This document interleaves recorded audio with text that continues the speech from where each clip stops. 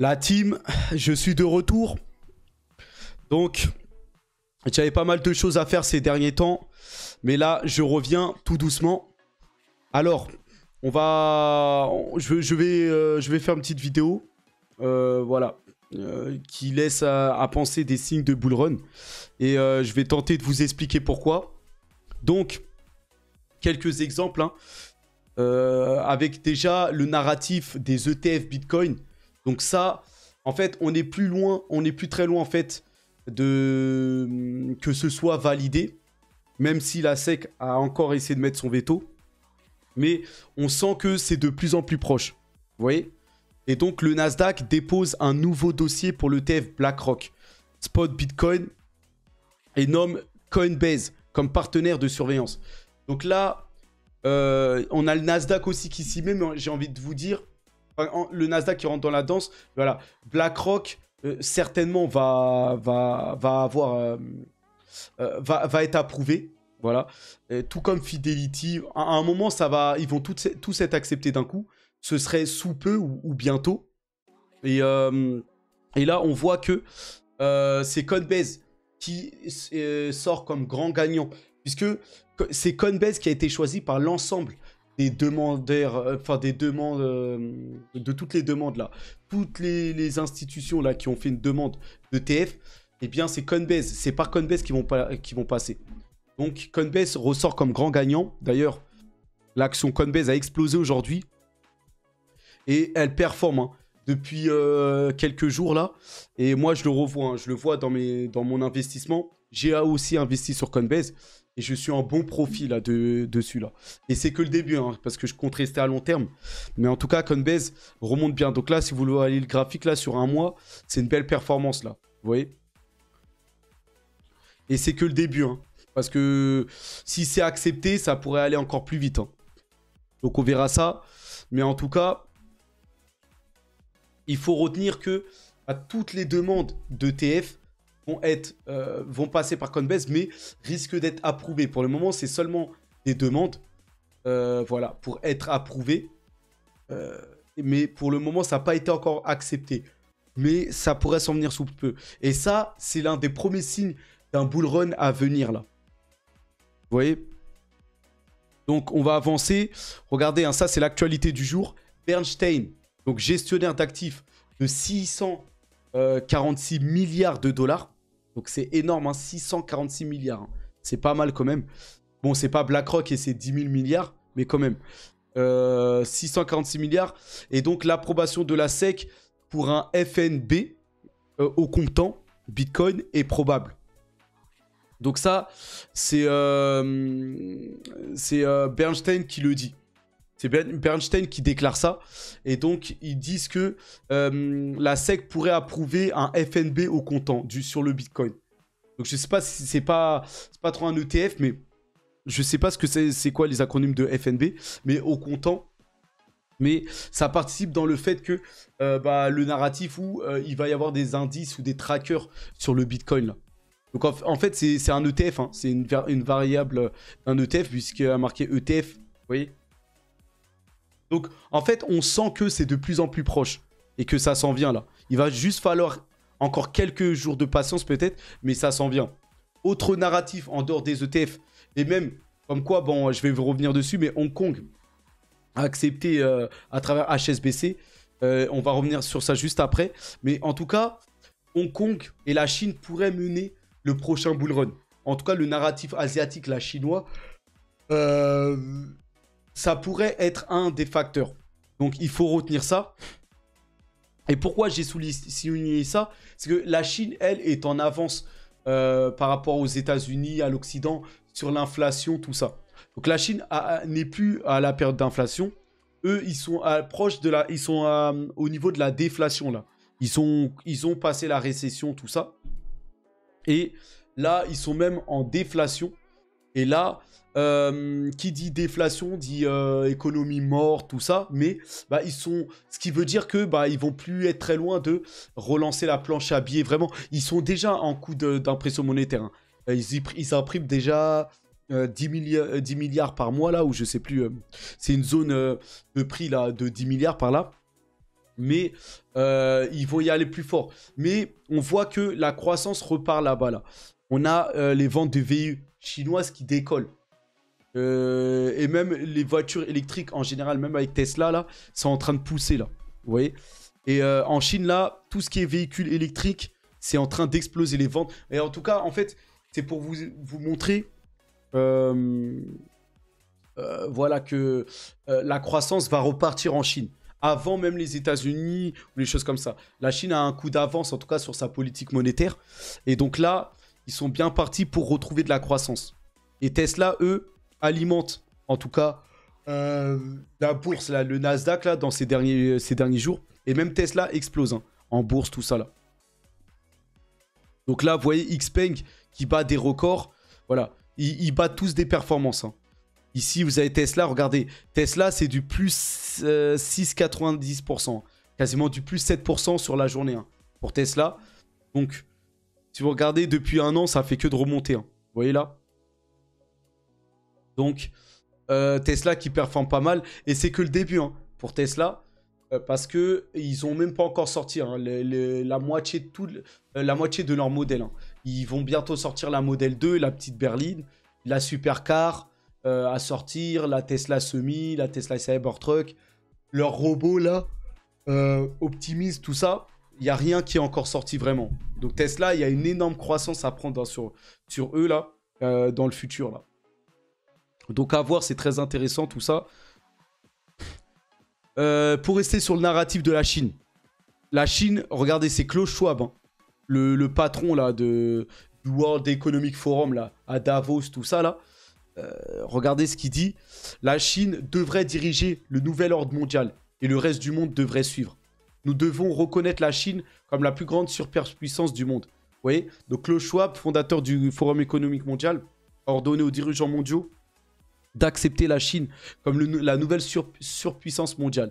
Donc, vous voyez, même les gens de Davos, là, ces élites-là, maintenant, placent la Chine comme les numéros 1. Vous voyez, devant les États-Unis. Vous voyez? Donc là, c'est... voilà, hein, ça fait partie de ce nouvel ordre mondial-là. Et les temps sont en train de changer. Donc, les États-Unis, qui sont en train de mettre des bâtons dans les roues à la cryptosphère, bah, il se pourrait que leur avis passe au second degré bientôt. Vous voyez? Et la Chine, elle, est à fond sur les cryptos. Et l'Asie devient un hub financier important. Vous voyez? Donc, la Chine peut être un catalyseur du prochain bull run. Et ça, c'est un des signes qui montre que on a des airs de bull run, là. Vous voyez? Donc, très bien, en tout cas. Regardez, hein, la dédollarisation est une réalité, hein. Le dollar a perdu environ 11% de sa part de marché depuis 2016. Et 2 fois plus depuis 2008. Hein. Regardez, l'image parle d'elle-même. En haut, vous avez le monde qui était entièrement en dollars, là, en bleu, là. Et regardez, en bas, en 2018. Donc, 18 ans après, regardez comment la Chine est venue prendre part. Et là, il n'y a que l'Amérique du Nord, hein, qui est finalement un peu l'Occident, là, qui utilise vraiment le dollar. Mais regardez le reste du monde. Vous voyez? Et maintenant, ça devrait à peu près rester comme ça. Vous voyez que la Chine, là, a complètement maté les États-Unis, là. Vous voyez? Maintenant, il y a les BRICS et tout qui vont mettre en place une nouvelle monnaie. Donc ça y est, hein, l'influence qu'avaient les États-Unis va s'estomper, on va dire. Vous voyez? Donc, le monde change. La Chine, en tout cas, elle, est au bord de la déflation. Vous voyez? Mais ça veut dire qu'elle est au bord, surtout, de réimprimer à fond et de relancer son économie. C'est surtout ça que ça veut dire. Parce que les États et les économies n'aiment pas être en déflation, en récession trop longtemps, ni, comment dire, en dépression. C'est-à-dire une récession qui durait... au moins 1 an ou 2 là. Donc ils veulent pas ça. Et donc ils préfèrent même s'endetter et réimprimer de l'argent, continuer à faire de l'impression monétaire plutôt que d'être voilà, à croissance nulle tout le temps pendant une longue période. Donc ça sent bon.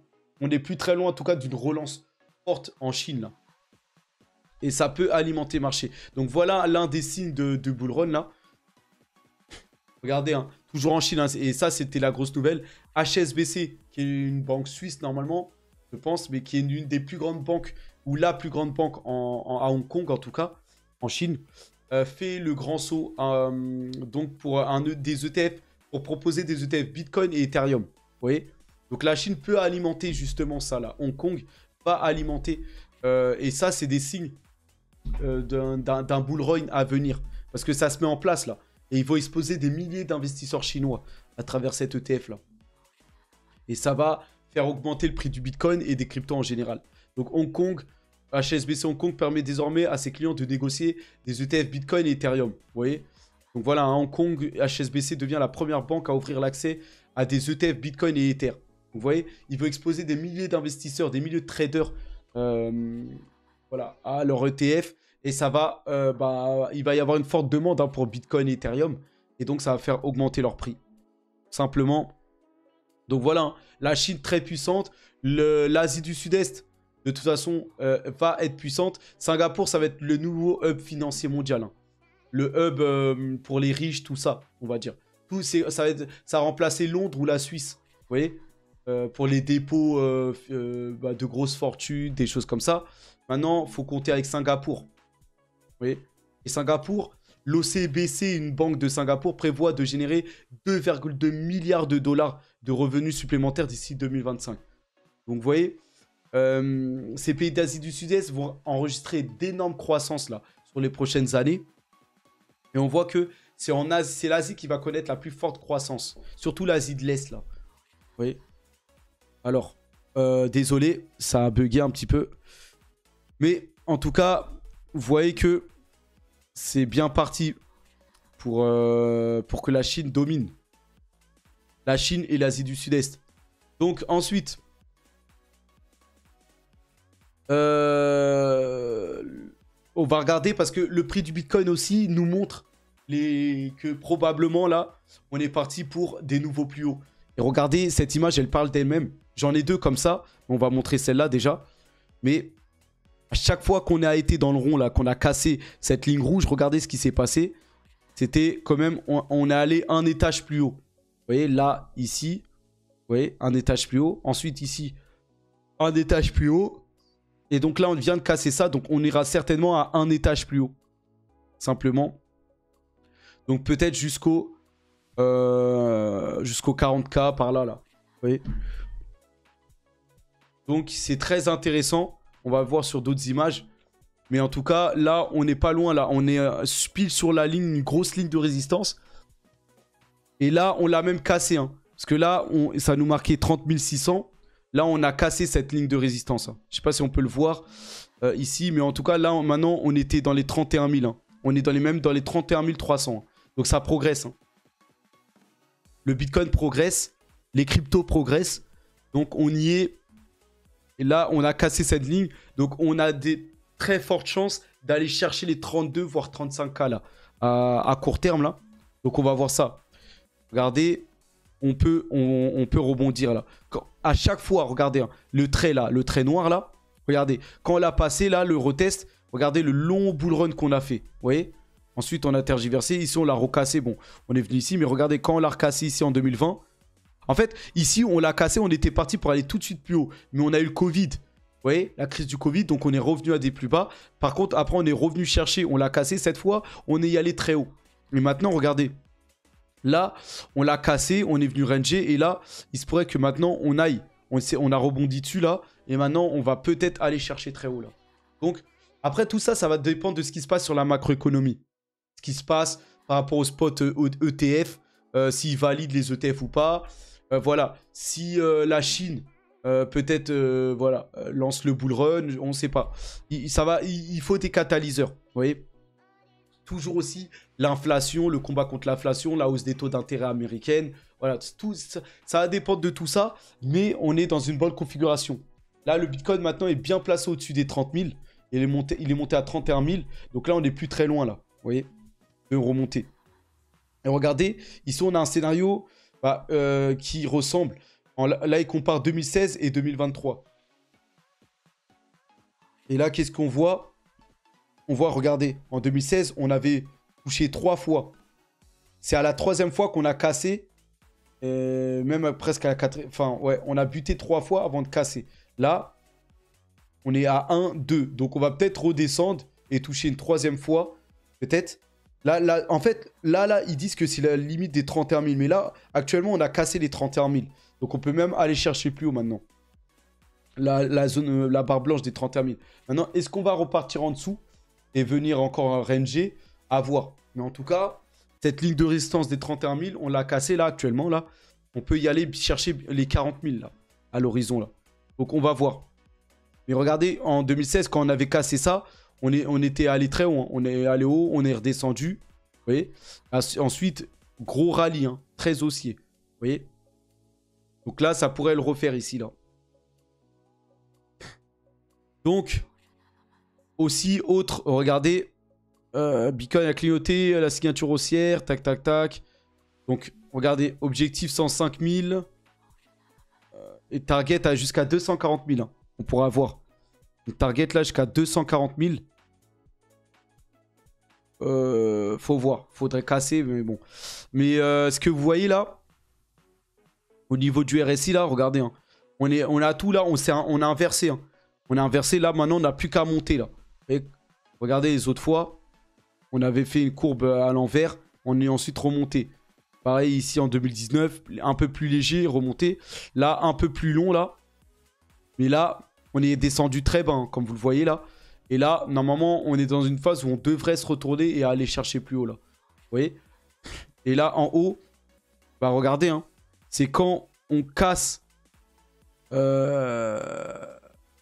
Qu'est-ce qui nous parle ici? Bah non, là, ouais, là, on a cassé depuis le début de l'année, là.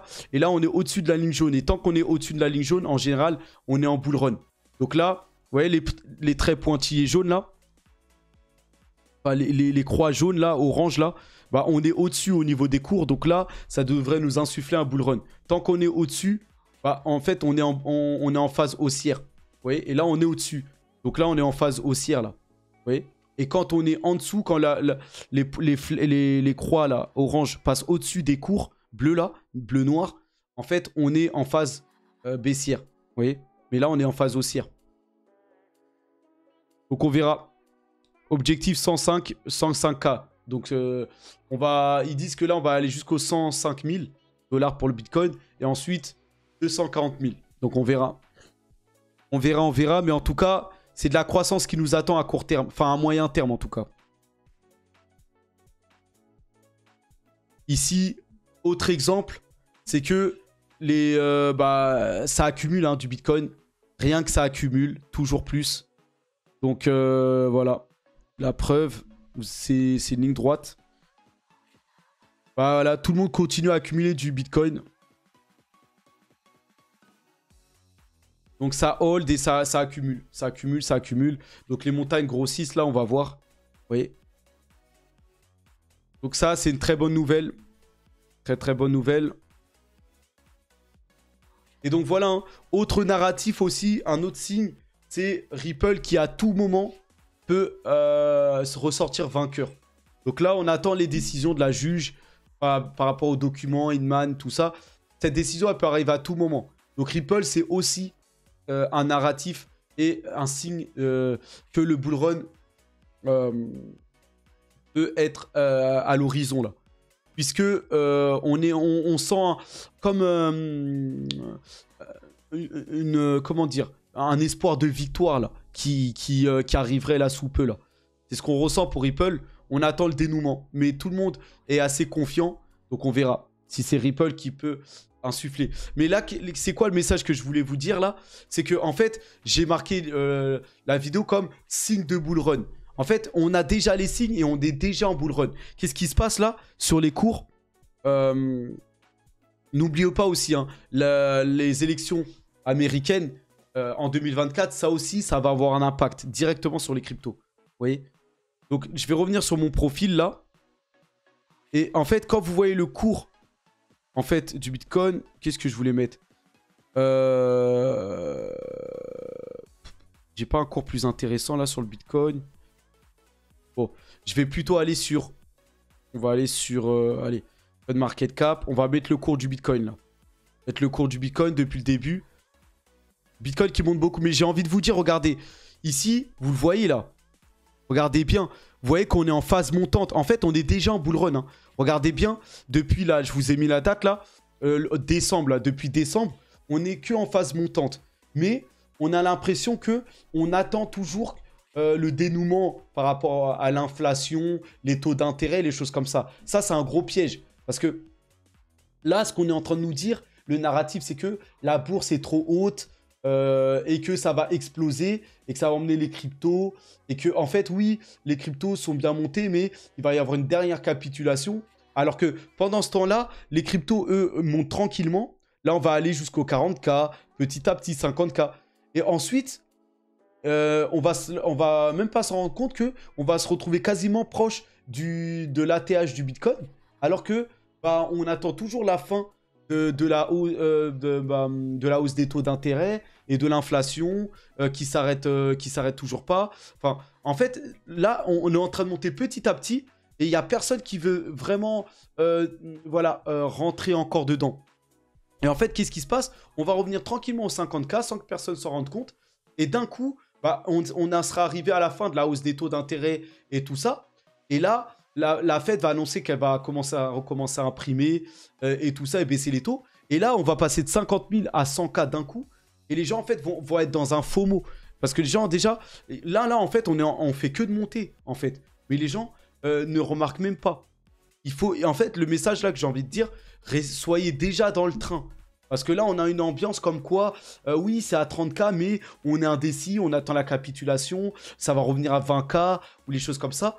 Mais là, ce que le Bitcoin montre là, c'est que plutôt, il va y aller à 40K. Et ensuite, peut-être même à 50K. Toujours avec la prudence sur le côté qui va vous faire que vous n'allez pas trop oser investir. Au final, on va se retrouver proche de l'ATH du Bitcoin sans que vous soyez vraiment rentré. Donc, moi, j'invite à rentrer dès maintenant, avant que ça aille à 40K et plus. Vous voyez? Ne vous faites pas avoir par ces trucs-là, parce que quand il va y avoir les spots et tout, et que les ETF vont être validés, ça va aller très très vite. Hein. Vous voyez? Donc, moi, en tout cas, j'accumule dès que possible. Et dès que je vais avoir encore de la liquidité, là, je vais injecter à fond, là. Donc, à vous de voir, mais en tout cas, moi, je me lance dessus, là. Donc, voilà, en tout cas, par rapport à ça, j'ai pas d'autre chose. Hein. Regardez le top 100. Le top 200, regardez-le. C'est l'eau qui revient. Tout est dans le vert. Hein. Tout est dans le vert, globalement. Donc, voilà. Je reviens sur le top 100. Ça, c'était sur le jour. Mais bon, on va mettre sur la semaine, quand même. Pour que vous ayez une vue plus large. Et on voit Compound. Hein. Compound qui performe bien. Vous voyez? Ça, c'est la DeFi. Hein. Litecoin. Maker. Tout ce qui est de la DeFi, là. Vous voyez? On a même Flow pour les NFT, là, qui revient. Donc voilà, des belles performances. Bitcoin Cash aussi. Les Bitcoin SV, là, bon. Donc voilà, vous avez à peu près les performances. Et Bitcoin qui a 31 000 quand même. Hein. 331. Donc, vous voyez qu'on monte. Hein. Regardez sur l'année le Bitcoin. Plus 63% hein, sur l'année. Et donc là, ça prend feu. Hein. Ça prend feu. Donc soyez à l'affût. Donc voilà, hein, c'était une petite vidéo de retour. J'espère que vous avez apprécié. On va revenir tranquillement. Hein. Je ne vais pas faire très long. Donc, Spartiate, j'espère que vous serez là hein, dans les prochaines vidéos. Là. En tout cas, je reviens petit à petit. Hein, avec les shorts sur TikTok, Instagram. Voilà, tout ça là. Dans le groupe, tout ça. On revient petit à petit. Et on va trouver des idées de vidéos, tout ça. Je rappelle que je compte passer public bientôt. J'ai plein d'idées. Des podcasts, des choses à explorer là. Donc je prépare tout ça. J'attends peut-être les 1000 abonnés, enfin voilà les choses comme ça là.